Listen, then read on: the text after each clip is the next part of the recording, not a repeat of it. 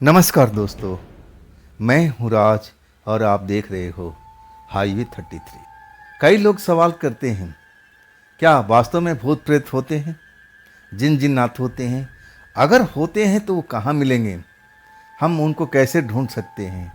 बहुत सारे सवाल आते रहते हैं। तो चलिए, इन सवालों का जवाब मैं कहानी का माध्यम से आपको ज़रूर बताऊंगा। आज की कहानी जो हमें भेजे हैं उनका नाम है गोपाल। गोपाल जी छत्तीसगढ़ के एक छोटे से गांव का रहने वाले। कहने के लिए उनका भरा पूरा परिवार था। माता भी थी, पिता भी थे, भाई बंधु भी थे, लेकिन प्यार नहीं था। उनकी जो असली माँ थी ना, वो पहले ही मर चुकी थी जब वो छोटे थे। उनको तो ज़्यादातर ध्यान भी नहीं है, लेकिन अब उनकी सौतेली माँ आ चुकी थी। जैसे तैसे बड़े तो हुए, लेकिन जब उनको लगने लगा कि हमारे साथ अच्छा बर्ताव नहीं हो रहा है, हमें भरपेट रोटी खाने को दिया नहीं जा रहा है, शिकायत करते थे अपने पिता से कि पापा पापा मम्मी मुझे खाना नहीं देती हैं। और तब पापा गुस्सा होते थे मम्मी पर, क्यों जी, इस बच्चे को आप खाना क्यों नहीं दे रही हो? और तब जो सौतेली माँ होती थी ना, अपनी आंखों में आंसू निकाल लेती थी और कहती कि सबसे पहले मैं तो इसी को खाना देती हूँ, ये झूठ बोल रहा है, आपके साथ झगड़ा करवाना चाहता है, ये ऐसा ही है। खैर, ये तो चलता ही रहता है। और इसके बाद मैं कुछ साल तक वहाँ उस घर में जरूर रहा, लेकिन अब तो मेरी बात मेरे पिता भी नहीं सुनते थे। वो कहते थे कि झूठा इंसान है, तो घर में झूठ बोलता रहता है, भाई बहन में झगड़ा कराना लगता है। अब तो मेरे भाई बहन भी हो चुके थे। जब मैं लगभग 23 साल का हो चुका था, हाँ, मुझे तो खेत में मजदूरी कराते थे, मैं तो मजदूरी ही कहूँगा। 2 रोटी के लिए मुझे मजदूरी करनी पड़ती थी, वो भी भरपेट मुझे नहीं मिलता था, तो मैं इसको क्या बोल सकता हूँ। जब मैं अपने पिता से कुछ खर्चा मांगता था पैसे, तब मुझे डांट देते थे, दारू पिएगा, नशा करेगा। तब मैं कहता था कि पापा मैं नशा नहीं करता हूँ, मैं तो कुछ खाने पीने के लिए आपसे पैसा मांगता हूँ। तब पिता डांट देते। 23 साल का उम्र में मैं घर छोड़ कर के निकल चुका था। मेरी कोई परवाह करने वाला नहीं था कि मैं कहाँ जा रहा हूँ, लौटूंगा या नहीं लौटूंगा। भला हो उस ईंट भट्ठे का मालिक का। जब मैं एक ईंट भट्ठे के काम में वहाँ पर मजदूरों को देखा, तब मुझे लगा कि शायद मुझे भी नौकरी मिल सकती है। जब मैं वहाँ पर पहुँचता हूँ तो मजदूर कहते हैं, मालिक हैं वहाँ पर, जाकर मिल लो, शायद तुम्हारी बात बन जाएगी। वो मुझसे कई सारे सवाल पूछे, कहाँ के रहने वाले हो, घर में कौन कौन है, यहाँ पर क्यों नौकरी करना चाहते हो। मैं अपना दुख दर्द सब बता दिया था कि घर में तो अब सब कुछ है मेरा, लेकिन मेरे लिए कुछ भी नहीं है, कोई रिश्ता नाता सब मैं छोड़ छाड़ करके आ चुका हूँ। उन्होंने मुझे बहुत समझाने की कोशिश किया कि देखो, हर घर में कुछ ना कुछ होता रहता है, तुम्हें घर छोड़ के नहीं भागना चाहिए था। मैं तो कहूँगा कि अपने घर लौटो, लेकिन मैंने तो कसम खा रखी थी कि नहीं, अब मैं घर नहीं लौटूंगा। मैं उस घर को हमेशा के लिए त्याग करके आ गया था। जब वो सेठ मेरी बात को नहीं मानते, तब मैं कहता हूँ कोई बात नहीं जी, आप मुझे नौकरी पर नहीं रखोगे, कहीं और मैं चला जाऊँगा, कोई ना कोई तो मुझे नौकरी देगा। तब मैं जाने लगा। तब उनको लगा कि मैं तो जा रहा हूँ। तब वो मुझे बुलाते हैं, कहते हैं सच्चे मन से काम करोगे ना? तब मैं कहता हूँ कि जी, सच्चे मन से काम करूँगा। तब मुझे वो काम समझाते कि देखो, शुरुआत में तुम्हें तो मेहनत मजदूरी करनी है, लेकिन धीरे धीरे जैसे जैसे तुम काम करोगे, काम सीखोगे, मैं तुमसे वादा करता हूँ कि मैं तुम्हें लायक ज़रूर बनाऊँगा। और उन्होंने अपने वादा पूरा किया था, मुझे लायक बना दिया था, उस लायक कि मैं समाज में अपना सर उठा के चल सकूं। मैं ड्राइवर बन चुका था, ट्रैक्टर चलाता था, कभी कभी ट्रक का काम भी मिलता था तो वो भी मैं संभालता था, लेकिन ज़्यादातर मुझे ईंट भट्ठे के पास में ही रहना पड़ता था। मेरे लिए वहाँ पर एक छोटा सा कोठरी थी, उसी कोठरी में हम रहा करते थे। सारा सामान मेरा, सब कुछ तो उसी में था। मैं ट्रैक्टर चलाता था और ईंट ढोने का काम करता था आसपास में, कभी ट्रैक्टर से कभी ट्रक से। मैं कहूँ कि ईंट भट्ठा वही मेरी दुनिया बन गई थी। वहाँ पर मजदूर लोग अपना अपना काम करते थे, ईंट बनाने का काम करते थे। लेकिन जब बरसात का मौसम आता था ना, तब हमारा काम बंद हो जाता था, बिल्कुल ठप पड़ जाता था। मजदूर सारे के सारे अपने गांव कुछ महीनों के लिए, जब तक बरसात ख़त्म ना हो जाए तब तक वो लौटते नहीं थे। शायद उनको वही टाइम मिलता था आराम करने के लिए, लेकिन नुकसान भी तो होता था। वो बेचारे अपनी दिहाड़ी अब ख़त्म करके जाते थे, पैसा कहाँ से मिलेगा। वो भी बारिश को देखते रहते थे, कब बारिश बंद होगा कि हम लौटेंगे अपने काम पर। ऐसा ही हमारा जीवन चल रहा था। मैं अकेले था। आज सच कहूँ ना कि कभी कभी जब आप अपने बारे में सोचने लगता था ना, तो सर चकराने लगता था, सर फटने लगता था। और तब मैं नशे में अब आ चुका था।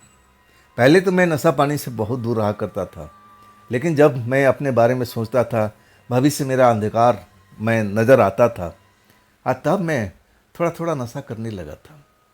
एक तरह से मेरी कमजोरी बन चुकी थी। जब मैं नशा का धारण पीता था, और तब मुझे लगता कि हाँ, अब कुछ ठीक ठाक है। तब मैं आराम से सो पाता था, और नहीं तो मुझे नींद भी नहीं आती थी। और रहा कुछ लोगों का कहना था जो वो उस ईंट भट्टे पर मजदूरी करने आते थे, मुझे आश्चर्य से देखते थे। मैं उस जगह पर रहता था जहाँ पर कोई नहीं रहता था। वो जो मजदूर थे, एक ईंट भट्टा और था हमारे मालिक का, वहाँ पर उनके लिए कमरा छोटे छोटे बने हुए थे, और वहाँ पर रहते थे। मैं भी वहाँ पर काम करता था, अपनी ट्रक लेके वहाँ पर जाता था, ईंट ढोने का काम करता था। लेकिन मेरी जो रिहाइश थी ना, एक नंबर के ढाबे, वो जो भट्टा था वहाँ पर था। वहाँ मेरा घर था, मेरा सब कुछ वहीं पर था। मैं रात को सब कुछ सोता खाता, जो भी करता अपने घर पर करता। तब वो कुछ मजदूर थे, मुझे देख करके आश्चर्य में रहते थे, गोपाल तुम अकेले कैसे रह जाते हो उस जगह पर। तब मैं कहता हूँ कि अकेले रहने में अब दिक्कत क्या है, क्या परेशानी है, आराम से रहता हूँ, शांति रहती है। तब एक मजदूर कहता है कि वहाँ पर भूत प्रेत तो रात में आते रहते हैं, क्या तुमने कभी भूत प्रेत को देखा नहीं है। मैं हंसने लगा, कहने लगा कि भाई आज तक तो नहीं देखा। शायद शायद मैं देख पाऊँ या ना देख पाऊँ, मैं कुछ कह नहीं सकता हूँ। लेकिन मेरी नज़र में इंसान से बड़ा कोई भूत नहीं होता है। जहाँ इंसान रहते हैं ना, वहाँ तो भूत भी दूर से भागते हैं। अरे भाई यहाँ इंसान है, इससे दूरी चलो। मैं हंसने लगता था। वो जो मुझसे सवाल पूछते थे ना, वो खुद ही शर्मिंदा हो जाते थे कि अब मैं इनसे क्या सवाल पूछूं। ये तो अब अपने आप को भूत ही समझता है। खैर, ये सब मजाकबाजी तो चलता रहता था। मुझे उस ईंट भट्टा पर कम से कम 3 साल हो चुका था। 3 साल मैंने अच्छी तरह से गुजारा, लेकिन कभी भी भूत प्रेत मुझे दिखाई नहीं दिया था। लेकिन जो मजदूर कहते थे कि वहाँ पर कभी न कभी, वहाँ जो पगडंडी है, तुम्हारे जो कोठरी है, उसके पीछे से भूत प्रेत आते रहते हैं। कभी हम लोग वहाँ पर भी रहते थे।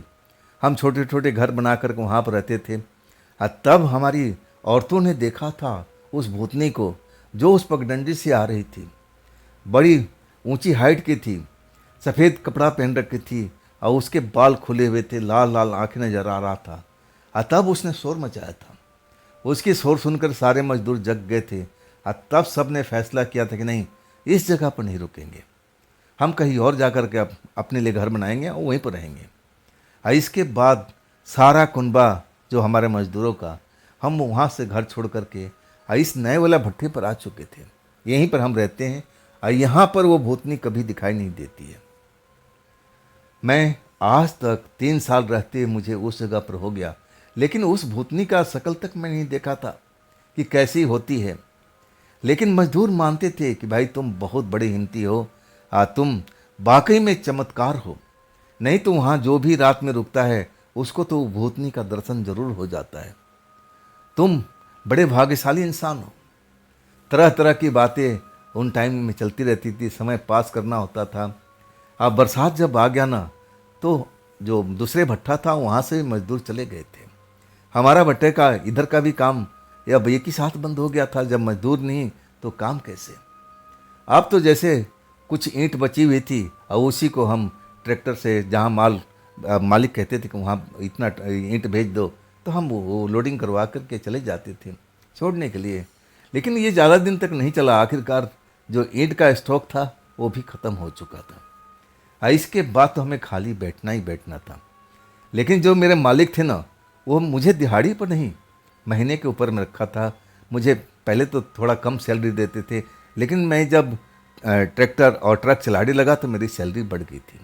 अब काम हो या ना हो, लेकिन सैलरी तो मुझे ज़रूर मिलती थी। कुछ पैसे भी मैंने अपने लिए जमा कर रखा था।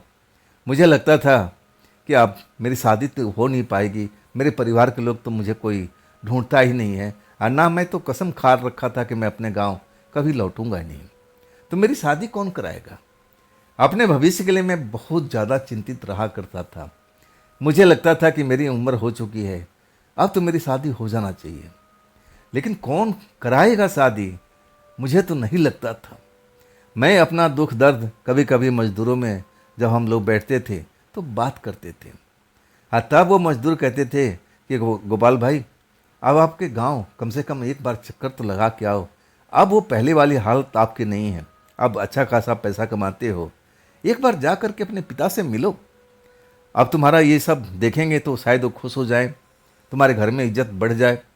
वो मुझे बहुत समझाते थे, लेकिन मैं कई बार तो सोचा था कि मैं चला जाऊंगा, लेकिन जब वो सब बातें याद आती थी ना, तो दिल एकदम नाराज हो जाता था कि नहीं नहीं, मुझे मेरी सौतेली माँ ने कितना कष्ट दिया है। और उनकी बात सुन करके मेरे पिताजी भी कम थोड़ी थे, उन्होंने भी बराबर कहा। अब मुझे वही सब किए हैं जो माँ चाहती थी, डांट डपट सब कुछ तो मैंने झेला था। अब मैं नहीं जाऊँगा, अब मैं नहीं जाऊँगा। अब मैं बताता हूँ उस रात की बात, जब बिल्कुल एकदम शांत माहौल था, आसमान में चांद बड़ा सा नज़र आ रहा था, मौसम बढ़िया था, बरसात रुकी हुई थी। सुबह में बरसात थोड़ी बहुत हुई थी और इसके बाद बरसात शांत हो गई थी। लेकिन जो इलाका था ना, पानी से भरा हुआ था, खेत खलिहान जो भी थे, गड्ढे वड्ढे सब में पानी भरे हुए थे। जो पगडंडी हमारे घर की तरफ थी, जो दूर किसी गांव में जाती थी, जुड़ती थी, उस पगडंडी पर पानी का असर नहीं होता था। दिन में तो लोग जो दूर के गांव के थे आते थे, क्योंकि पास में सड़क था, वहाँ पर बस पकड़ने कोई ना कोई साधन लेने के लिए आते थे। लेकिन रात में वो पगडंडी बिल्कुल खाली हो जाती थी, कोई भी आता जाता दिखता नहीं था। मैं भी अपना बोतल खोल करके बैठा था। चांदनी रात थी, अकेला था, कोई मेरे साथ में था नहीं, आनंद नहीं आ रहा था। जब मजदूर होते थे तो उनके बीच में जाकर मैं बैठ जाता था, गम हल्का कर लेता था। लेकिन वो भी बेचारे अपने घर चले गए थे, ना कोई दोस्त था, ना मैं कहूँ ना कि मुझे अच्छा लग रहा था। लेकिन अब करूँ क्या, अपना गम तो मिटाना ही था। बोतल खोल के अपने कमरे में, खिड़की खुली हुई थी, हाँ, मैं धीरे धीरे करके एक एक पैग लगा रहा था, अपने भविष्य के बारे में सोच रहा था, कल्पना कर रहा था कि कभी मेरी शादी होगी या नहीं होगी, शादी होगी तो दुल्हन कैसी आएगी। मैं ऐसी कल्पना में खो जाया करता था। मुझे लगता था कि कभी ना कभी कल्पना मेरा सच जरूर होगा। मैं कहूँ ना, रात के करीब 11 बजा हुआ था। हाँ, मैं आधा आधा बोतल लगभग ख़त्म कर चुका था, लेकिन उस रात जो मुझे नशा हो ही नहीं रहा था। ना जाने ऐसा लग रहा था कि आज तो मैं दारू न पी करके पानी पी रहा हूँ। इसलिए मुझे कुछ असर ही नहीं हो रहा था, सुरूर नहीं चढ़ रहा था। हाँ, मैं उसी टाइम खिड़की से जब देखता हूँ आवाज़ को सुनाई पड़ती है, तो बरबस में खिड़की की तरफ झांकने लगता हूँ। चांद की रोशनी थी, चांद की रोशनी में देखता हूँ कि पिछले वाली पगडंडी पर 3 औरतें खड़ी हैं। एक तो लड़की है और 2 थोड़ा उम्रदार थी। वो आपस में बात कर रही थी, धीरे धीरे धीरे धीरे। जब 3 को मैं देखता हूँ अपनी खिड़की से, मुझे कुछ समझ में नहीं आता है। मजदूर तो हो ही नहीं सकती, मजदूर तो कभी चल जा चुके हैं, ये गांव वाले होंगे। ये पगडंडी जिस गांव में जाती है गांव वाले होंगे, शायद ये बस से उतरे होंगे या फिर ना जाने क्या बात है। वो इतने धीरे धीरे बोल रहे थे ना कि मैं सुनने की कोशिश कर रहा था, लेकिन आवाज़ पल्ले नहीं पड़ रहा था। वो लड़की जो थी ना, जो देखने में जवान लग रही थी, और मैं कहूँ ना कि मेरी नज़र उसी पर थी। बहुत ही खूबसूरत थी, बाल खुले हुए थे, और जो बूढ़ी औरती थी ना, उसको शायद कुछ बता रही थी, समझा रही थी, जो हाथ के इशारे से मैं समझ सकता था। लेकिन वो भड़की हुई थी। वो जो लड़की थी ना, शायद गुस्से में अपना पैर पटक रही थी, उनको मैं कुछ बोल रही थी हाथ के इशारे से। मैं इतना समझ सकता था कि तीनों में अनबन हुई पड़ी है। तीनों लोग एक दूसरे से अब झगड़ रहे हैं, मुझे ऐसा प्रतीत हो रहा था। वो लड़की कभी अपने पैर पटकती जमीन पर, अब फिर अब जिधर गांव था उधर जाने की कोशिश करती, और तभी वो जो उम्रदार औरतें थी उसका बाजू पकड़ लेती, उसको खींच लेती, जैसे उस तरफ उसको जाना नहीं देने चाहती हो। वो लड़की जिद कर ली थी, शायद वो जाना चाहती थी जिधर वो गांव वाला एरिया था, उधर सड़क की तरफ नहीं, गांव वाले एरिया में जाना चाहती थी। लेकिन दो औरतें उम्रदार जो थी उसका रास्ता रोक देती थी, बाजू पकड़ लेती थी, जान नहीं देती थी। और फिर कुछ शोर मैंने चिल्लाने लगी थी, लड़की भी चिल्लाने लगी, वो भी चिल्लाने लगी थी। लेकिन मुझे पल्ले नहीं पड़ रहा था। मैं उनकी बात सुनने का कोशिश कर रहा था, लेकिन समझ में नहीं आ रहा कि आपस में ये लोग क्यों झगड़ रहे हैं। आखिरकार उस लड़की को छोड़ करके कुछ समझाते हुए, हिदायत देते हुए, दोनों जो उम्रदार औरतें थी उसी गांव वाले रास्ते पे चली जाती है। उस जगह पर वो लड़की जो जवान थी, खूबसूरत थी, खुले हुए बाल थे और कपड़े भी अच्छे ढंग के पहन रखे थे, उनको जाता हुआ देख रही थी। जैसे जैसे दूर जा रहे थे वो लड़की बेचैन होकर के आगे पीछे इधर उधर आ रही थी, जा रही थी और उन्हीं की तरफ देख रही थी। मैं देख रहा था सब कुछ, उसके हर कदम पर मैं नज़र रखे हुए था। जब वो औरतें दूर हो गई, जब दिखाई देना बंद हो गया, तब वो जैसे निराशा में भर गई थी, उसी जमीन पर, उसी पगडंडी पर बैठ गई, अपना सर पकड़ करके। मैं सारा खेल तो देख रहा था, लेकिन भाई औरतों की बात थी, मैं भला उनके बीच में क्यों पड़ूं? और भी हो सकता है कि आगे गांव है, गांव वाला का कोई अब ऐसा कुछ बात हो जाए तो मेरे तो हालत ख़राब हो जाएगी, मैं क्या जवाब दूंगा? मैं थोड़ा डर रहा था। मुझे लग रहा था कि भाई आपस में इनकी अनबन हुई पड़ी है, कुछ ना कुछ तो बात जरूर होगा। लेकिन वो जवान लड़की को छोड़ करके वो औरतें क्यों गई भाई, ये मुझे पल्ले नहीं पड़ रहा था। वो जो लड़की थी जमीन पर आलती पालती मार करके, अपना सर झुका करके जैसे रो रही थी, मुझे ऐसा ही अंदाजा लगा था मैं भी मरता। मैं सब कुछ देख सकता हूँ, लेकिन किसी के दुख परेशानी में देखता हूँ ना, तो मुझे अपना बचपन याद आ जाता है। ऐसे ही दुख परेशानी तो मैं झेला था, ऐसे ही दुख परेशानी झेल झेल कर तो मैं बड़ा हुआ था। मैं घबरा गया था कि बात क्या है, ये बात क्या है, कुछ ना कुछ तो इस लड़की के साथ में हुआ है, मुझे चलना चाहिए, मुझे चलना चाहिए। लेकिन औरतों की बात आती थी ना, तो मेरा दिल कांपने लगता था। नहीं नहीं नहीं, ये गांव का मामला है, ये अपने आप लोग देख लेंगे, कोई ना कोई बात होगी, शायद ये औरतें आ रही होगी, इंतज़ार करना चाहिए। लेकिन देखते देखते समय काफ़ी व्यतीत हो चुका था। अब मैं तो एक आध पैर और बोतल में से बना लिया था। मुझे लगा कि अब तो आज नशा ही नहीं हो रहा है, शायद दारू सही नहीं है, इसमें पानी ज़्यादा है और दारू का मात्रा कम है। तभी तो मुझे सरूर नहीं चढ़ रहा है। 2 पैग और लगा लेता हूँ, आधा घंटा से अधिक बीत जाता है। मैं भी उस रास्ते पर देखता हूँ जिस रास्ते पर औरतें गई हुई थी उस लड़की को छोड़ करके। वो जो लड़की थी ना, अभी भी बैठी हुई मुझे नज़र आ रही थी। मुझे लगा कि मैं इसके बीच में पढ़ूँ, जाऊँ, पूछूँ क्या हो सकता है, लेकिन मेरा दिल गवाही नहीं दे रहा था कि नहीं भाई नहीं, गांव वाला मामला है, ठीक नहीं होगा, कोई ऊंच नीच हो जाएगा, कोई बात हो जाएगा तो मैं तो फंस जाऊंगा।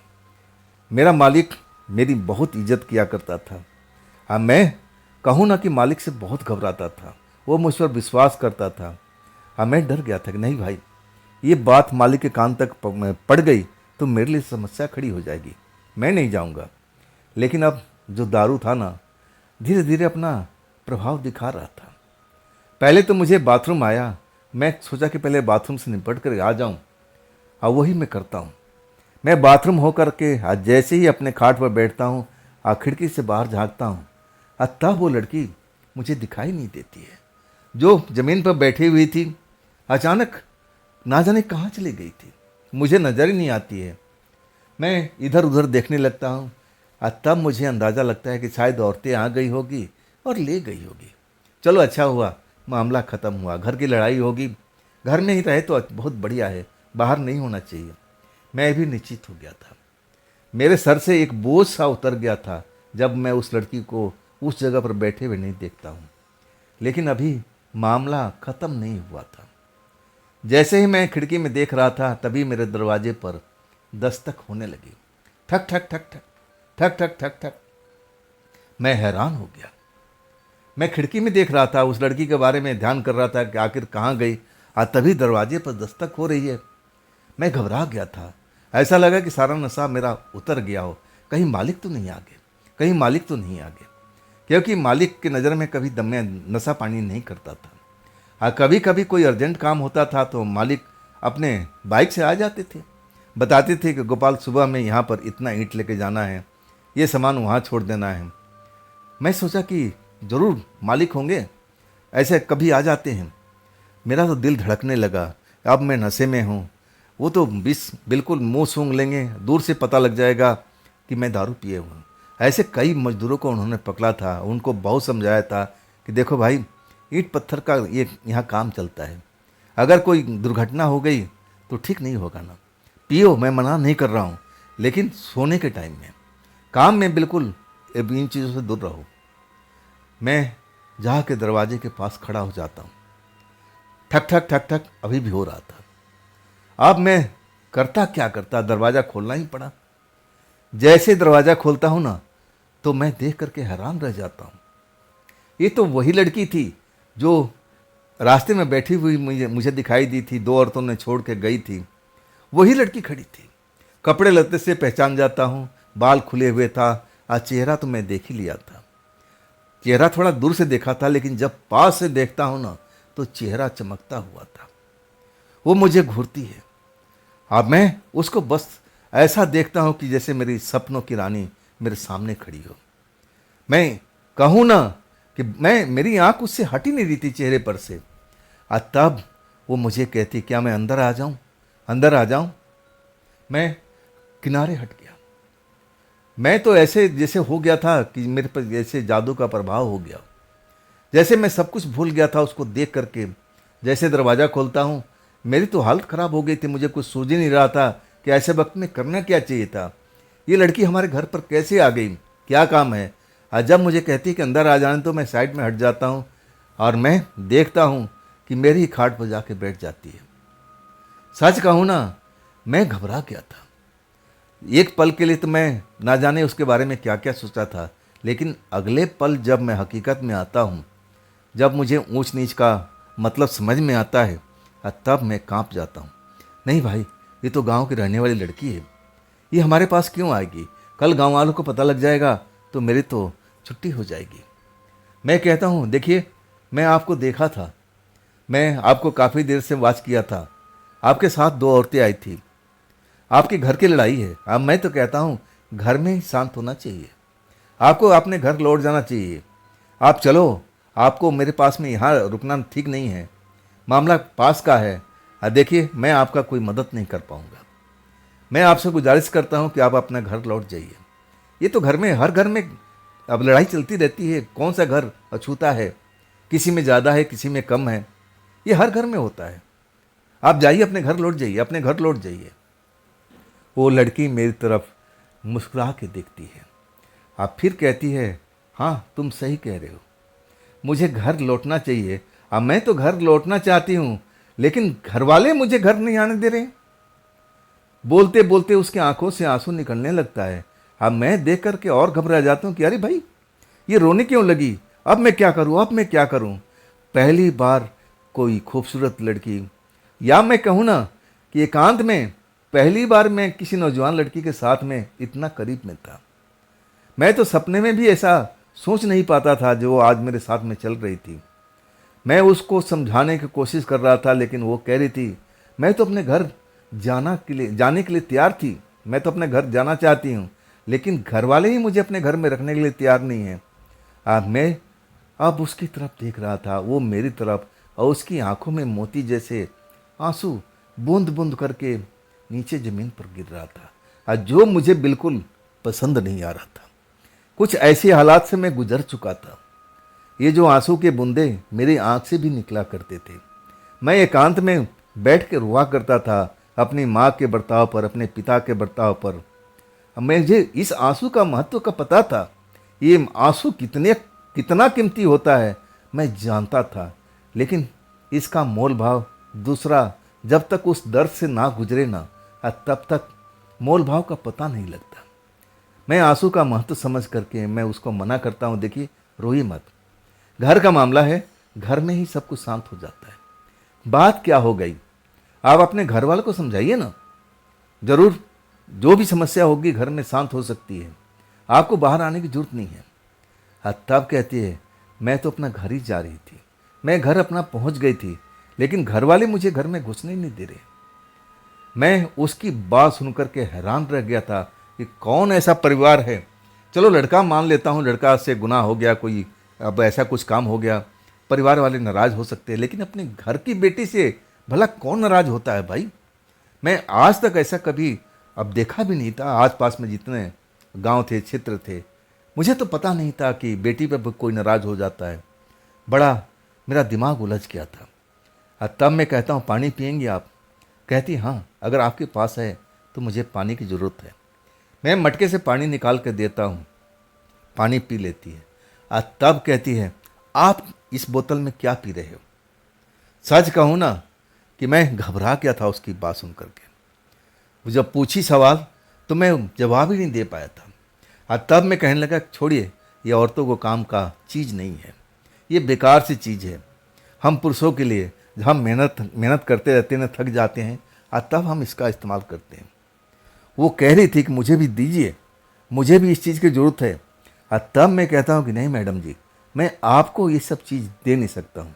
हाँ, आपने पानी पी लिया, आप अपने बारे में कुछ बताइए, तभी मैं आपका कोई ना कोई मदद कर पाऊँगा। लेकिन मुझे नहीं लगता है कि मैं आपका कोई मदद कर पाऊँगा, लेकिन फिर भी मैं सुनना चाहता हूँ। अभी भी वो बोतल की तरफ देख रही थी ललचाई दृष्टि से, और जैसे वो चाहती है कि मैं उसको बोतल का पदार्थ उसको पीने के दूं, लेकिन मैं ऐसा कभी नहीं चाहता था। मैं उसको बातों में उलझा लेता हूँ। कहता हूँ, आपके साथ में क्या हो गया, आपके परिवार इतना क्यों नाराज है? जब तक आप कुछ नहीं बताएंगी मैं आपका मदद कैसे कर पाऊँगा? तब कहती है, मैं क्या बताऊँ, चलो मैं आपका थोड़ा सा अपने लिए जो भी कहानी है मैं बता देती हूँ। मैंने एक गलती करी थी। मैंने एक लड़के से प्यार कर लिया था। उस लड़के के साथ अपना घर छोड़ करके मैं अपने बिना परिवार को सूचित किए हुए चली गई थी। लेकिन मुझे लगा कि मैं उस लड़के के साथ में ज़िंदगी गुजर बसर कर लूँगी, मुझे इस घर में कभी लौटना नहीं पड़ेगा। मैं तो ऐसा ही सोच के गई थी। लेकिन मुझे क्या पता था कि जिस नौजवान के साथ मैं घर छोड़ के जा रही हूँ वो मेरे साथ में धोखा करेगा। उसने मेरे साथ में धोखा किया, और मैं कहूँ ना, मैं उस धोखा को बर्दाश्त नहीं कर पाई। मैं उस नौजवान को सबक सिखाना चाहती थी, लेकिन तब तक वो हमारे नज़रों से गायब हो चुका था। मैं उसको बहुत ढूंढने की कोशिश किया, लेकिन वो नौजवान नहीं मिला। तब मैं परेशान हो गई कि अब मेरा कौन है। आसपास में देखती हूँ सब अनजान लोग हैं, आखिर मैं किसके पास में रहूँगी। मुझे लगा कि चलो अब मैं अपना घर लौट जाती हूँ, घर वाले मुझे माफ़ कर देंगे। तब मैं आज रात घर लौटी थी। जैसे ही घर लौटती हूँ मेरे परिवार के लोग नाराज हो जाते हैं, कहते जहाँ गई है वहीं पर जाकर रह, अब इस घर में तेरी ज़रूरत नहीं है, इस घर का दरवाज़ा तेरे लिए अब बंद हो चुका है। मेरी माँ, मेरी ताई जी मेरी मदद करने के लिए आई थी और मुझे समझा रही थी कि देखो, परिवार का मुखिया है ना, अभी नाराज है, बहुत ज़्यादा गुस्से में है, उसको शांत होने में बहुत टाइम लगेगा। तब तक तुम बाहर ही रहो, आस पास में रहो, इस जगह से दूर मत जाना। हम लोग गाहे बगाहे आते रहेंगे, तुम्हारी खैर खबर लेते रहेंगे। आज जब लगेगा कि घर का मुखिया का गुस्सा शांत हो जाएगा, हम कोशिश करेंगे तुम्हें घर पर लाने के लिए, लेकिन अभी नहीं। अभी तुम इस इलाके में कहीं ना कहीं रहो और हमारी नज़रों में रहना। और इसके बाद वो रोने लगी थी। मुझे तो लगा इस लड़की को शायद यही गलती है कि इसने किसी लड़के से प्यार किया था, गुनाह किया था। घर वालों की नज़र में गुनाह ही तो था, अपने परिवार को ना बता करके किसी अनजाने शख्स के साथ भाग जाना। शादी का झांसा वो लड़का दिया था, लेकिन शादी भी नहीं करता है। फिर अब लड़की क्या करे, बेचारी तो फंस गई है। मैं कहता हूँ, आपकी कहानी सुनकर मुझे बड़ा अफसोस हुआ, बताइए मैं आपके लिए क्या कर सकता हूँ। तब कहती है कि मुझे आपके घर में रहना है, कुछ दिनों तक, और जब तक हमारा परिवार का मुखिया का गुस्सा शांत नहीं हो जाता है। मैं तो घबरा गया था। मैं कहने लगा, देखिए मैडम, ये संभव नहीं है, मैं यहाँ पर अकेले रहता हूँ। अगर आपके परिवार का मुखिया, परिवार के लोगों को पता लग गया कि आप मेरी इस झोपड़ी में रहती हैं, तो मेरी तो आप समझ लो क्या वो लोग हाल करेंगे। लड़की मुस्कुराती है और कहती है, नहीं, आपके साथ कुछ नहीं होगा। अगर कुछ होगा भी ना तो मैं संभाल लूँगी, आप चिंता मत करो। आप मुझे इस घर में रहने दो, मैं अपने इलाके में रहना चाहती हूँ, यहाँ से दूर जाना नहीं चाहती हूँ। मैं आपके साथ बिल्कुल शांत भाव से रहूँगी, आपको कोई परेशानी नहीं होगी। मैं तो एकदम कहूँ ना कि सत्ते में आ गया था। मैं नहीं चाहता था कि वो लड़की मेरे घर पर रहे। मैं डरा हुआ था। मैं जानता था कि आसपास के गांव जो हैं, अब वो लोग आ जाएंगे मेरे घर पे कि तूने मेरी बेटी बहन को क्यों रखा है। मैं क्या जवाब दूंगा, मैं क्या जवाब दूंगा, यही सोच के मैं घबराए हुआ था। मेरी तो हिम्मत नहीं कर रही थी कि मैं उस लड़की को हाँ बोलूँ। अब मैंने मना कर दिया कि देखिए मैडम, मुझे माफ़ कर दीजिए। आपके परिवार वाले तो दूर की बात है, अगर मेरा मालिक आ गया और आपको देख लिया तो समझ लो मेरी नौकरी चली जाएगी। आप ऐसा चाहेंगी गरीब आदमी को नौकरी से हटा करके? तब वो सोचने लगी, कहने लगी कि अगर मैं आपको मालिक को नज़र ना आऊँ तब कैसा लगेगा। मैं कहने लगा, क्या मजाक कर रही हो? मालिक आएगा, मेरे कमरे में रहोगी और मेरे मालिक को नज़र नहीं आओगी? ये कैसे संभव हो सकता है? क्या तुम जादूगरनी हो? तब वो मुस्कुराती है और कहती, कुछ ऐसा ही समझ लो, मैं ऐसा भी कर सकती हूँ, मुझे वो विद्या आता है, कहो मैं अभी गायब होकर दिखाती हूँ। आज सचमुच जब तक मैं कुछ उसको बोलता रोकता, तब तक खाट पर बैठे बैठे वो गायब हो चुकी थी। मेरा तो पूरा जैसे पूरा शरीर कांप गया था। ठंडी लहर पूरा शरीर में ऐसे जैसे एकदम जाड़े का बुखार आ गया हो, ऐसा मुझे महसूस हुआ था। जब मैं उसको गायब देखता हूँ ना तो मेरा दिमाग काम नहीं करता, सुन्न हो जाता है। तब तक वो मुझे उसी जगह पर बैठी नजर आती है। कहती है, कैसा लगा ये मेरा विद्या? ऐसा विद्या मुझे आता है, गायब होना मुझे अच्छी तरह से आता है।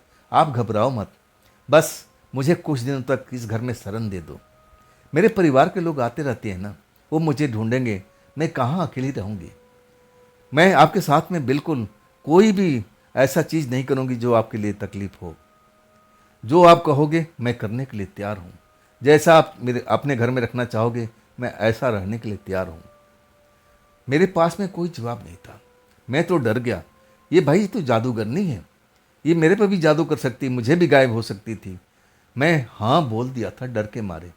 ठीक है जी, लेकिन देख लीजिए मेरे पर आँच ना आए। तब वो मुस्कुराती है कि बिल्कुल आप पर आँच नहीं आएगा, मुझे कोई देख ही नहीं पाएगा। जो भी आप कमरे में कोई आएगा मैं उसको नज़र ही नहीं आऊँगी, मैं तो सिर्फ आपको नज़र आऊँगी।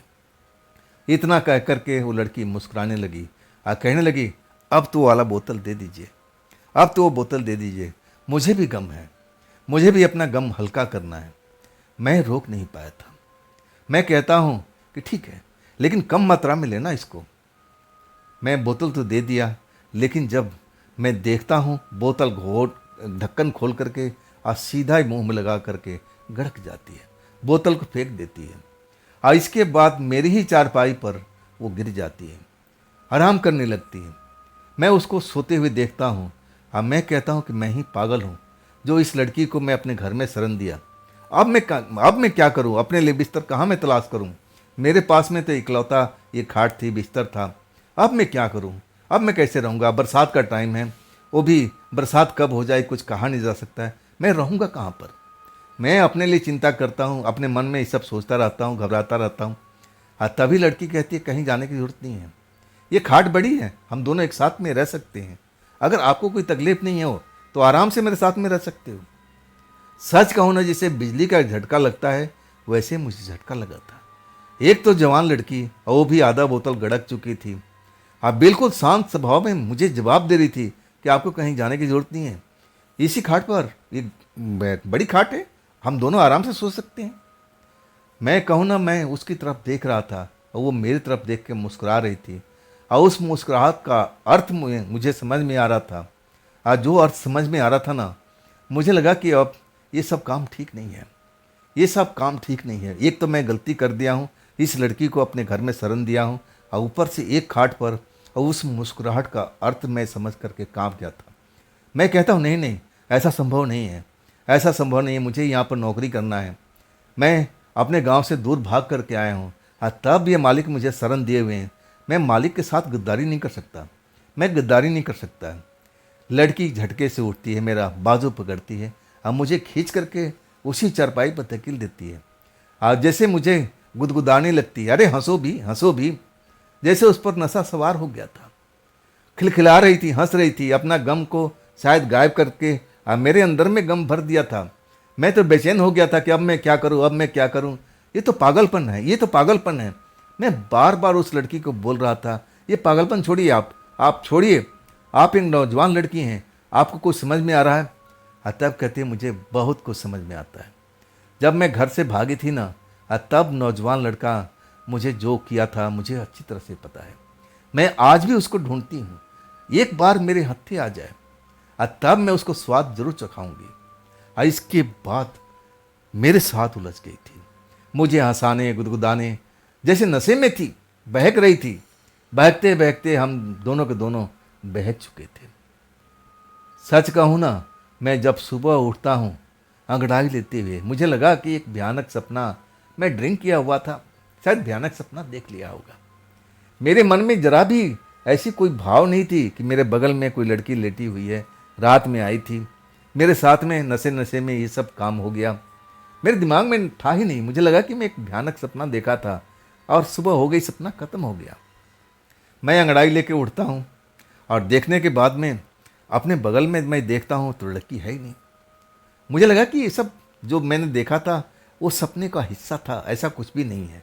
लेकिन अगले पल जब अपने वस्त्र वगैरह का देखता हूँ तब एक मन में शंका हो जाती है, ऐसा कैसे हो सकता है? मैं अपने पूरे वस्त्र पहनकर सोता हूँ और ये मेरे वस्त्र कैसे उतरे हुए? क्या मैं खुद अपने वस्त्र उतार कर कैसा सोया था? मन में एक झटका लगता है, सोचने पर मजबूर हो जाता हूँ और तब धीरे धीरे धीरे धीरे सपनों की से मैं सच्चाई की तरफ बढ़ जाता हूँ। मुझे वो सीन याद आ जाता है जब खिड़की में बैठा हुआ मैं बाहर नज़ारा देख रहा था। 3 औरतें आपस में लड़ रही थी, झगड़ रही थी, उनकी आवाज़ तो नहीं सुन पा रहा था, लेकिन जो भी इशारा हो रहा था हाथों से, लग रहा था कि एक दूसरे को कोई ना कोई बात करके समझा रही हो। और मैं अगले पल कांप गया था, कहाँ है वो लड़की, कहाँ है वो लड़की? अब मेरे छोटा कोई बड़ा कोई घर नहीं था। अब मैं चारों तरफ घर का कोना कोना देख लिया, लड़की थी ही नहीं।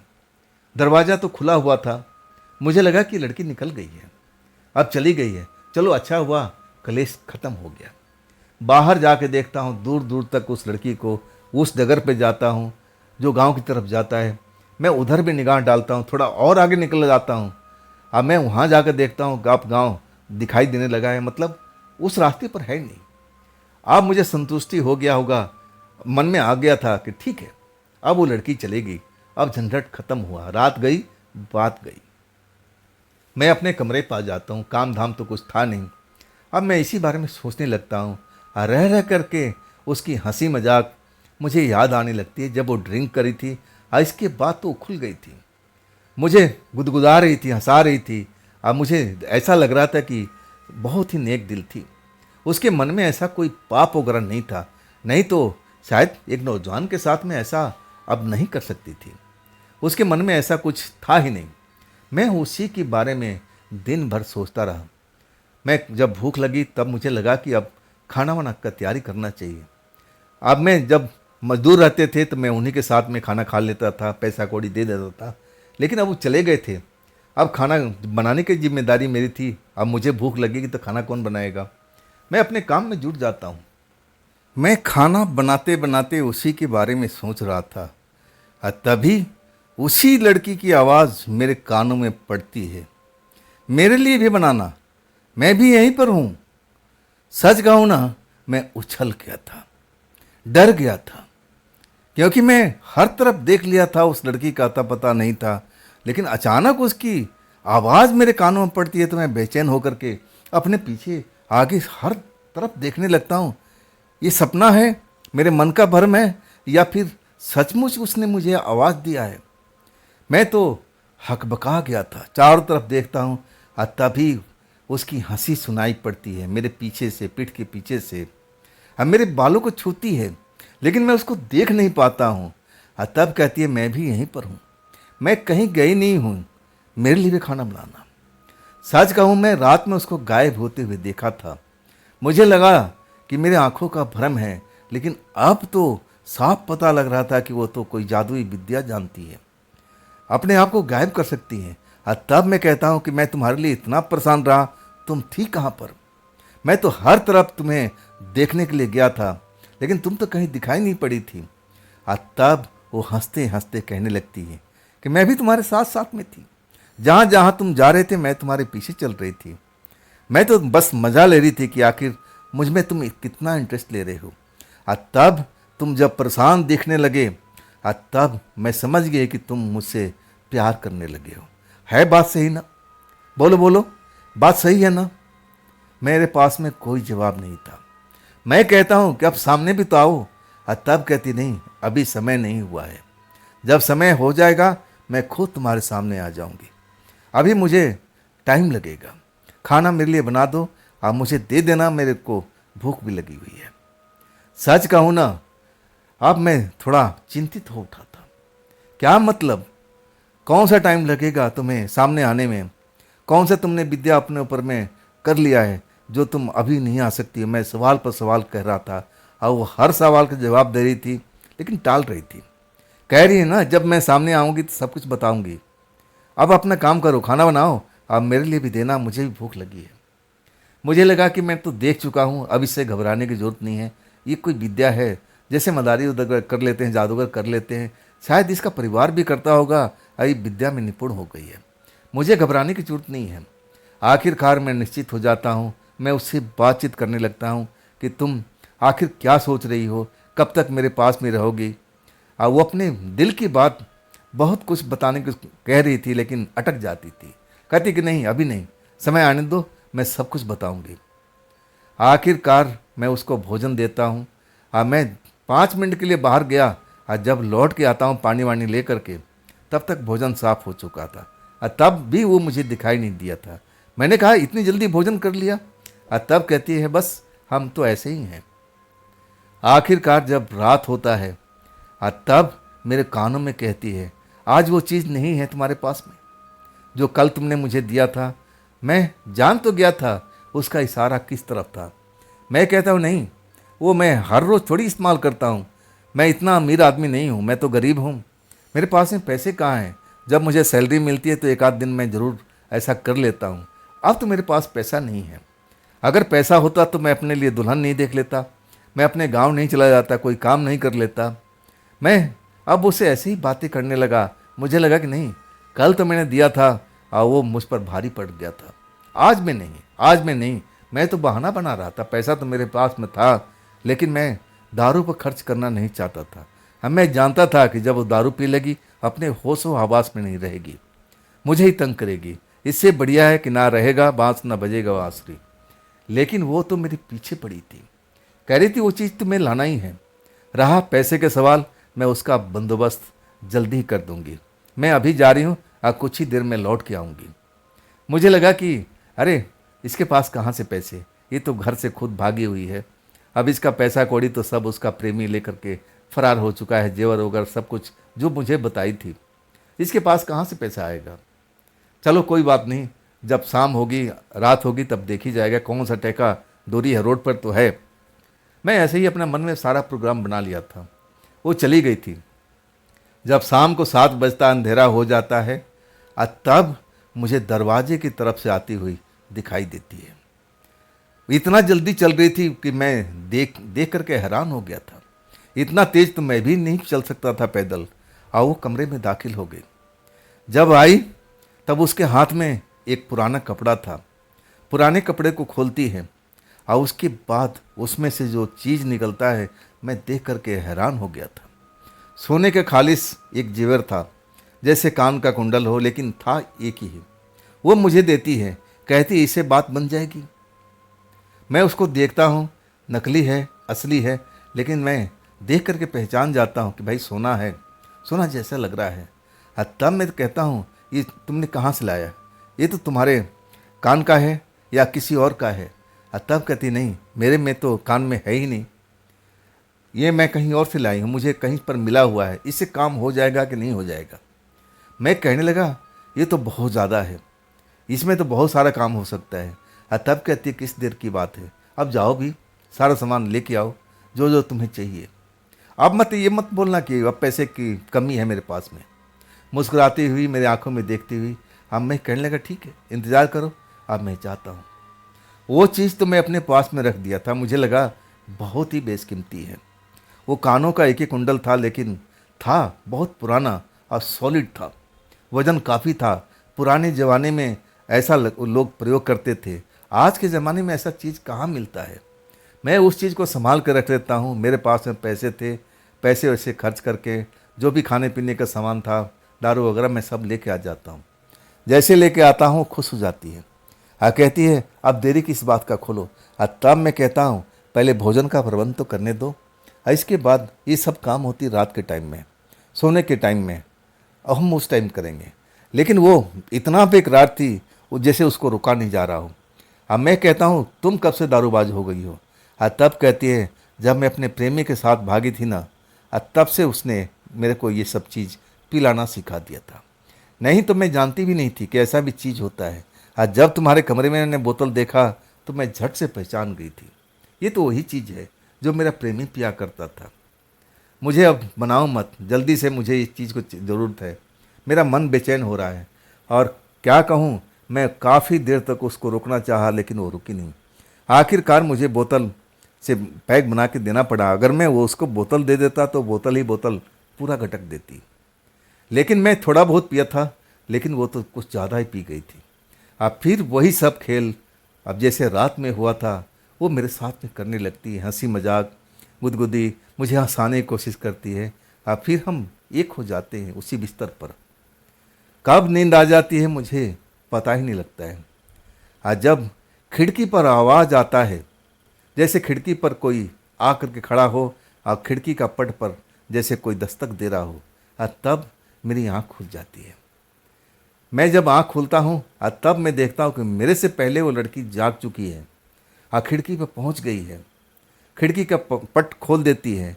मैं सोते सोते पलट कर देखता हूँ तो वो दो महिलाओं में से एक महिला थी जो उस लड़की के साथ में उस रोज़ आई थी मिलने के लिए, वही थी। और वो दोनों इतना धीरे धीरे बात कर रहे थे कि मुझे कुछ भी समझ में नहीं आ रहा था। मैं सुनना तो बहुत चाहता था, लेकिन हल्की हल्की बातें थी जो मेरे कान में बिल्कुल महसूस नहीं हो रही थी। और आखिरकार वो औरत चली जाती है और ये लड़की दरवाज़ा बंद कर देती है खिड़की का, और फिर मेरे बगल में आके लेट जाती है। मैं उसी वक्त उससे पूछना चाहता था कि क्या बात हुई, क्या तुम्हें खबर लेके आई है, लेकिन मैं पूछ नहीं पाया। मुझे लगा कि नहीं, उचित समय नहीं है, जब सुबह होगा तब मैं इससे पूछूंगा। थका हुआ भी था और नींद भी आ गया। लेकिन सुबह होते ही फिर वही गायब हो चुकी थी। जब मैं उसका आवाज़ देता हूँ तब आवाज़ का जवाब देती है, कहती मैं यहीं पर हूँ। मैं कहता हूँ मैं तुमसे एक बात पूछना चाहता हूँ, सच बताना। तब कहती है पूछो। रात में वो महिला आई थी, वो तुम्हारी कौन लगती है? वो जैसे गुस्से में, क्या मतलब, तुम मेरी जासूसी करते हो? तब मैं कहता हूँ नहीं, जब दरवाजे पर दस्तक हुआ था तो मेरी भी आँख जो लगी हुई थी वो खुल गई थी। मैं भी देखने लगा कि आखिर कौन है। तब मैं उस महिला को देखा था, मैं पहचान गया था, वो दो महिला में से एक थी।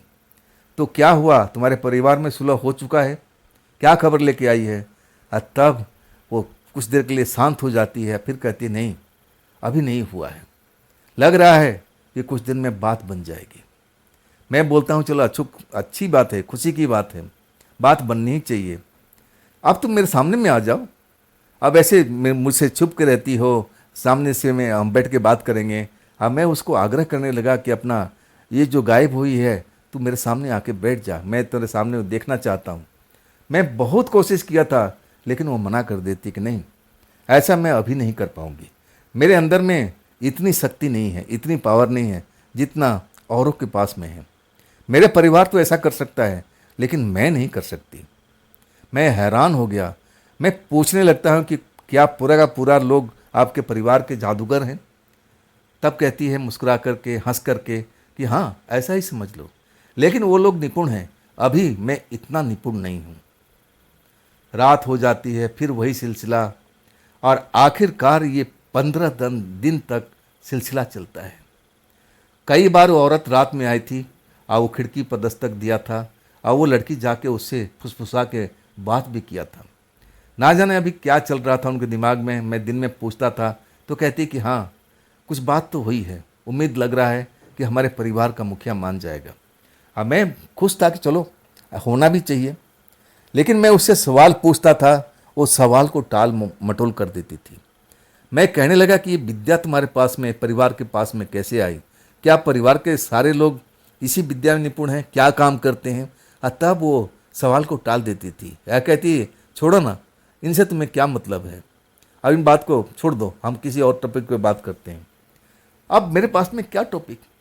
तब मैं कहता हूँ कि ऐसे ही मैंने पूछ लिया था, अगर सपोज करो, अगर तुम्हारा परिवार मान जाता है तब तुम मुझे छोड़ के चली जाओगी? ये सब जो प्यार तुम मेरे साथ में किया है, अब आगे बढ़ाया है, अब इसको तुम भूल जाओगी? तब कहती है मुझे भूलना ही पड़ेगा।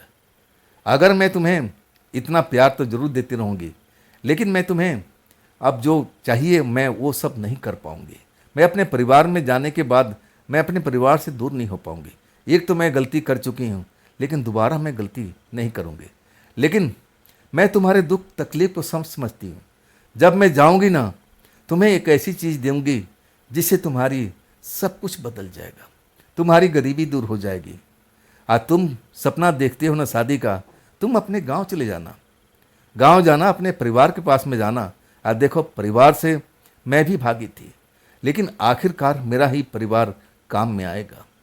परिवार में रह कर के अपने आप को मैं सुरक्षित महसूस करती हूँ। तुम्हें भी ऐसा ही करना चाहिए। परिवार से लोग बाग जुड़ते हैं, दूर नहीं भागते हैं। वो तो मुझे ज्ञान पर ज्ञान दे रही थी। हाँ, मुझे तो हाँ करना ही पड़ा था। लेकिन मैं कहता हूँ कि मैं तो गरीब हूँ, मैं कैसे जाऊँगा, मेरे पास में इतना धन नहीं है, तुम कैसे मेरे को सपने दिखा रही हो? तब कहती मैं जब जाऊँगी ना, तो मैं वो चीज़ तुम्हें ज़रूर दे के जाऊँगी जिससे तुम्हारी दुनिया ही बदल जाएगी, तुम्हारी शादी भी हो जाएगी, तुम एक अच्छा सा काम अपने लिए कर लेना। मैं तो खुश हो गया था, लेकिन 15 दिन बीत चुका था, 15 दिन और बीत जाता है। इसके बाद जो मैं जमा पूंजी संभाल कर रखा था, अब डेली डेली वो खर्च होने लगा था। आखिरकार मैं इतना पैसा थोड़ी कमाता था, अब इतना पैसा खर्च होने लगा था। लेकिन मैंने वो कुंडल अभी भी सही सलामत रखा हुआ था, और वो लड़की भी कह रही थी कि मैं जाऊँगी, कुछ न कुछ ऐसा तोहफा दे के जाऊँगी जिससे तुम्हारी ज़िंदगी बदल जाएगी। तुम भी याद रखोगे, किसी लड़की से प्रेम किया है, पाला पड़ा है। बहुत तरह की बातें करती थी, हंसी मजाक चलता था। और धीरे धीरे पूरा 1 महीना का टाइम निकल जाता है। बरसात अभी भी हो रही थी। अभी तो जैसे बरसात का मेन मौसम आया था। छमाछम रात में भी दिन में भी बारिश होती रहती थी। पूरा महीना बीत जाने के बाद हम दोनों सोए हुए थे एक ही चारपाई पर, और मैं तो गहरी नींद में था। वो मुझे उठाती है, मैं आँख खोलता हूँ, लेकिन आँखों में नींद, दारू का नशा जरूर चढ़ा होता है। मैं कहता हूँ अभी सोने दो, अभी मुझे सोने दो। तब कहती है मेरा नाम लेकर के, गोपाल मैं जा रही हूँ, अब मेरा परिवार मान चुका है, मैं तुम्हें जगा रही हूँ, उठो भी उठो भी। मुझे झटका लगता है, क्या मतलब, तुम जा रही हो इस रात को? अरे दिन में चले जाना। तब कहती नहीं, मैं कहती हूँ ना उठो उठो।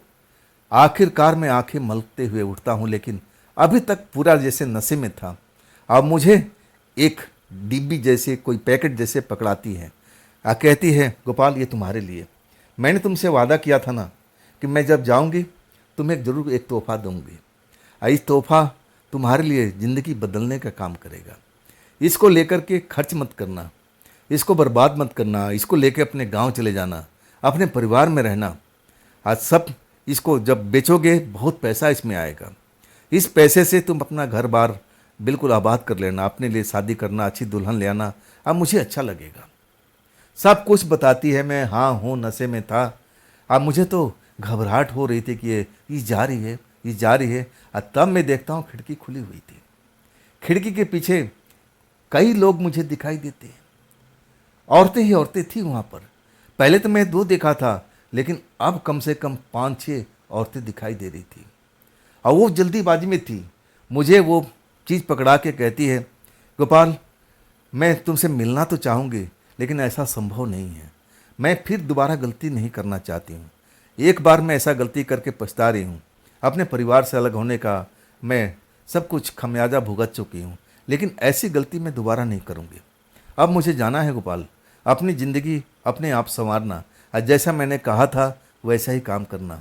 तुम अपने गांव चले जाना, अपने परिवार में चले जाना, परिवार से बड़ा चीज़ कोई इस दुनिया में नहीं है। और इसके बाद उसी खिड़की से, छोटी सी खिड़की से वो आराम से निकल जाती है। मैं तो बस देख करके एकदम सन्न हुआ पड़ा था।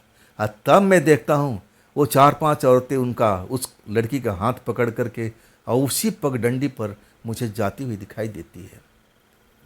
मैं सच कहूँ ना, उस रात मैं सो नहीं पाया था, लेकिन जब सुबह जब मुझे नींद आता है हल्की फुल्की, इसके बाद मेरी आँख खुलती है तो मैं आँख खोल करके उस चीज़ को देखता हूँ।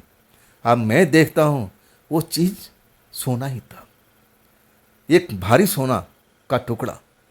मैं तो देख करके हैरान हो गया, मुझे तो लगा ये पित्तल वगैरह है, नकली उकली है, लेकिन जब मैं उसका वजन देखता हूँ तब उसका वैल्यू मुझे समझ में आती है। और उस लड़की ने कहा था कि गोपाल देर मत करना, अपने परिवार चले जाना, जितना देर करोगे ना परिवार में गांठ बनती जाती है। अभी भी तुम्हारे पास समय है, अपने परिवार में जाओ और परिवार की गांठ को कम करो, गांठ को बढ़ाओ मत, दरार को बढ़ाओ मत, दरार को पाटने का काम करो।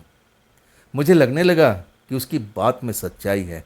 मैं यहाँ पर रहूँगा, मैं अकेला हूँ, अब मेरा कौन शादी ब्याह करेगा, अब मैं अपने परिवार से काफ़ी दूरी पर हूँ, मेरे साथ में कुछ हो गया तो मेरे को कोई अब पहचानने वाला भी नहीं होगा। परिवार परिवार होता है। इसके बाद मेरी आँख खुल जाती है। जब मैं मालिक के पास जाता हूँ, मालिक को बताता हूँ कि मालिक मुझे अपने घर जाना है, तब मालिक कहते हैं क्या बात है गोपाल, आज बड़े दिनों के बाद तुम्हारे घर की याद आई है। मेरी आंखों में आंसू आ गया। तब मैं कहने लगा मालिक परिवार परिवार होता है, मैं आपसे वादा करता हूँ अगर मेरे परिवार में सब कुछ सही होगा तब तो मैं रुक जाऊँगा, अगर परिवार में पहले की तरह मेरे साथ में होगा मैं वापसी आ जाऊँगा, आप मुझे रखोगे ना नौकरी पर। तब मेरे मालिक कहते हैं गोपाल तेरे लिए मेरे घर का दरवाज़ा सब कुछ खुला हुआ है, जब भी आना एकदम अपना घर समझ के आ जाना। मैं अपने मालिक की तरफ देखता हूँ, आंखों में आंसू आ जाता है। ऐसा मालिक हर किसी को मिले, दयालु आदमी। इसके बाद अपने गांव जाने की तैयारी करता हूँ। जब मैं अपने गांव जाता हूँ हर किसी के लिए तोहफे मैं लेके जाता हूँ। जब अपने घर पर दरवाजे पर दस्तक दे रहा था तो दिल की धड़कन बढ़ी हुई थी, अंदर खांसने की आवाज़ आ रही थी। आवाज़ मेरे पिता की थी। क्या हो गया उनको, क्या हो गया? जब दरवाज़ा खुलता है तो मेरी वही सौतेली माँ दरवाज़ा खोलती है।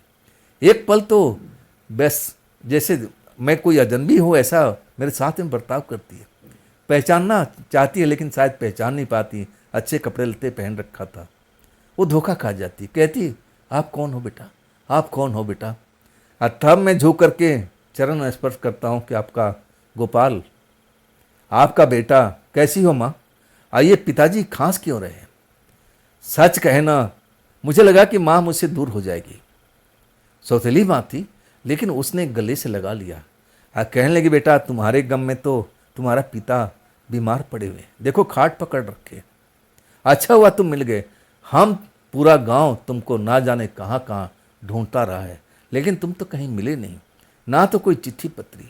देखो तुम्हारा पिता क्या हाल हुआ है। मैं भागते हुए खाट पर जाता हूँ जहाँ पर पिताजी लेटे हुए थे, आंखें बंद थी, खांस रहे थे। मैं उनके कान के पास जाके बोलता हूँ पिताजी मैं लौट आया हूँ, आपका गोपाल। पिता को जैसे कानों में सुकून मिला था। आंखें खोलते हैं तब देखता हूँ उनकी आंखों में आंसू भरा हुआ है और लेटे ही लेटे अपने दोनों बाँह फैला देते हैं। मेरे शब्द खत्म हो गए थे, मेरे आंखों में आंसू निकल आए थे और वो पल मैं आज तक नहीं भूलता हूँ। इसके बाद मैं कभी भी अपना घर छोड़ करके गया नहीं था। मेरे पिता कहते थे कि बेटा देखो हर घर में कुछ ना कुछ खटपट हुआ करता है, अब तुम इतनी सी बात, लेकिन तुम तो घर ही छोड़ के चले गए। मुझे तो लगा कि तुम लौट आओगे, नाराज हो। जब 2-4 दिन बीतता है तब मैं परेशान हो जाता हूँ। इसके बाद हम ढूंढना शुरू करते हैं, लेकिन तुम नहीं मिलते। मैं तुम्हारे गम में बेटा अब मैं बीमार पड़ गया हूँ। अब देखो, अब तुम आगे हो ना तो मैं बिल्कुल सही हो जाऊँगा, लेकिन मैं उनको उस हालत में छोड़ता नहीं हूँ। मैं अच्छे डॉक्टर के पास ले जाता हूँ, इलाज होता है, पैसा तो बहुत खर्च होता है, लेकिन वो मेरे पास में संपत्ति थी। जब मैं उसको बेचता हूँ तब तो मुझे लाखों रुपए मिलते हैं। इसके बाद कुछ रुपए अपने माँ पर, अपने भाई बहन पर, मेरा घर जो पुराना था मैं उस घर को नया बनाने का काम करता हूँ। अब फिर हम अपने परिवार के लिए एक छोटा सा काम खोल देते हैं गांव के आसपास में। इसके बाद हमारा परिवार एक अच्छी सी दुल्हन देख कर के, लड़की देखकर मेरी शादी करा देता है। जैसा वो लड़की ने कहा था मैंने वैसा कर लिया था। मुझे लगा कि अब उसको ज़रूर सुकून मिलेगा, लेकिन अभी तक मैं उस लड़की को जान नहीं पाया था कि वो थी क्या। कोई प्रेतात्मा थी, कोई याक्षिणी थी, कोई अप्सरा थी, कोई जिन जिन्नात थी, मैं जान नहीं पाया था। ये बात मैं किसको बताता? कोई किसी को बताता तो भला कौन मेरी बातों पे यकीन करता। ये रहस्य आज भी मेरे सीने में दबा हुआ है। तो दोस्तों, ये थी गोपाल जी की भेजी हुई अपनी आप बीती। कैसी लगी आपको? कमेंट में ज़रूर बताइएगा। अगर आपके पास भी ऐसी कोई घटना है जो आप मुझ तक पहुंचाना चाहते हो तो आप मुझे इंस्टाग्राम पर, मेरे व्हाट्सएप नंबर पर, मेरी मेल आईडी पर आप ज़रूर भेजिएगा। दोस्तों, ये भी चैनल आप ही का है, तो इसको भी अपना प्यार दीजिए, लाइक कीजिए, सब्सक्राइब कीजिए, शेयर कीजिए। अपने दोस्तों को हाइप वाले बटन को ज़रूर दबाइएगा। ये ज़रूर बताइएगा आखिर ये जो लड़की थी, कोई भूतनी थी, कोई याक्षिणी थी, अप्सरा थी, या फिर जिन जिन्नात परिवार से थी? आप ज़रूर इस बात का जवाब मुझे कमेंट में बताइएगा, इंतज़ार रहेगा। तो दोस्तों, फिर मिलते हैं कल की रात इसी चैनल पर, इसी टाइम पर। आप लोग अपना ख्याल रखिएगा। नमस्कार।